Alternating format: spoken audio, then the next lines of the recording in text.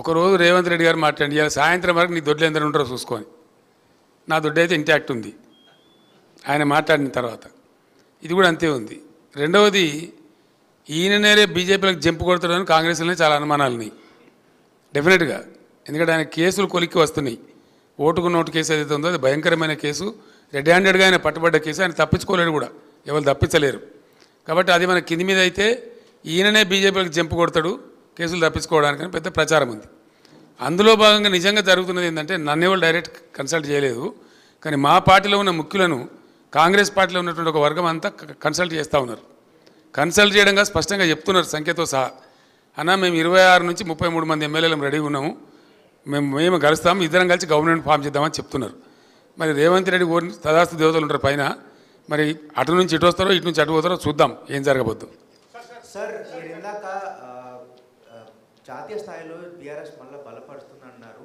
ఈ అసెంబ్లీ ఎన్నికల తర్వాత ఇది చాలా చర్చ జరిగింది, బీఆర్ఎస్ టీఆర్ఎస్గా మారిపోతుంది అనేది. దీన్ని మీరు ఆఖరి జరగదండి, నేను చెప్పిన కదా బీఆర్ఎస్గానే ఉంటుంది, no doubt about it. KCR గారు ఇక్కడ సార్ ఎంతో సంక్లిష్టమైనటువంటి అంతర్జాతీయ విషయాలను సైతం సరళంగా సూటిగా స్పష్టంగా మాట్లాడే కేసీఆర్ గారు లేని లోటు అసెంబ్లీలో స్పష్టంగా కనబడుతుంది. ఆ లోటును ఎప్పుడు భర్తీ చేయబోతున్నారు? నెక్స్ట్ సీజన్ నుంచి చూస్తారు కదా కేసీఆర్ ప్రళయ గర్జన,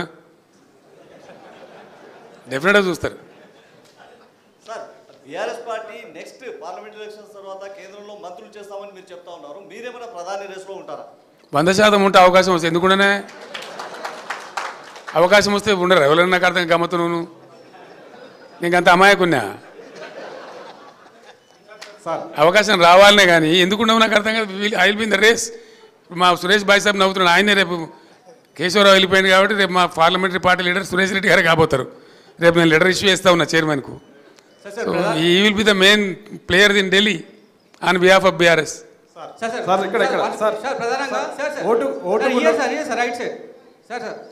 మళ్ళీ వాడేమైనా నా మీద నిశ్చయం పెట్టగలడా? టైం ఎంత అయింది?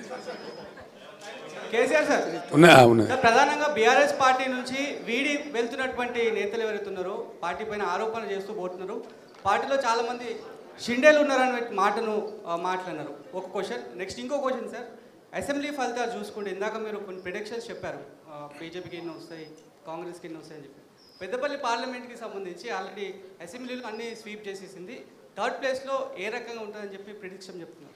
ఖచ్చితంగా చెప్పచ్చు బ్రదర్, చాలా సింపుల్ అది. ఎందుకంటే పోయినసారి ఎన్నికల్లో మేము 7 అసెంబ్లీకి ఇచ్చిన సీట్లు 2 కోల్పోయినాం. మేము పోయిన పార్లమెంట్ ఎన్నికల్లో 18లో మేము గెలిచిన తర్వాత 7 అసెంబ్లీ సీట్లు నిజామాబాద్ సెగ్మెంట్ మేము గెలిచినాం, కానీ మేము అక్కడ ఓడిపోయినాం.